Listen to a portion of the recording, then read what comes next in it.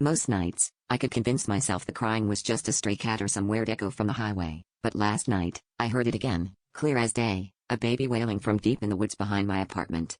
I don't have kids, and none of my neighbors do either. The sound always started around midnight, always faded by the time I gathered the courage to look. But tonight, I couldn't ignore it. Something about the way the wailing twisted into my dreams made me snap awake and grab a flashlight. I slipped into the trees, phone in hand, recording just in case. The further I walked, the louder the crying grew, thin and desperate.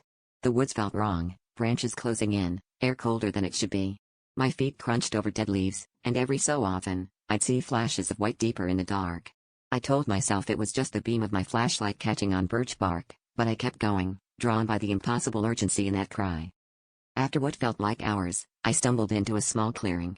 There, beneath the gnarled roots of an ancient oak, sat an old wooden cradle. It rocked by itself, empty, except for a bundle of filthy baby blankets. The crying had stopped, replaced by a silence so heavy it pressed against my chest. I reached out, hesitated, and lifted the top blanket. Underneath, I found a faded photograph, me as a child, cradled in someone's arms I didn't recognize, a forest just like this blurred in the background.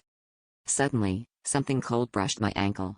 I looked down to see tiny handprints pressed into the mud, circling me.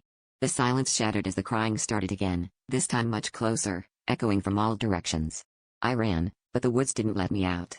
My phone's light flickered, and in its dying glow, I saw dozens of empty cradles between the trees, each one waiting, each one calling out with a voice that sounded a little bit like mine.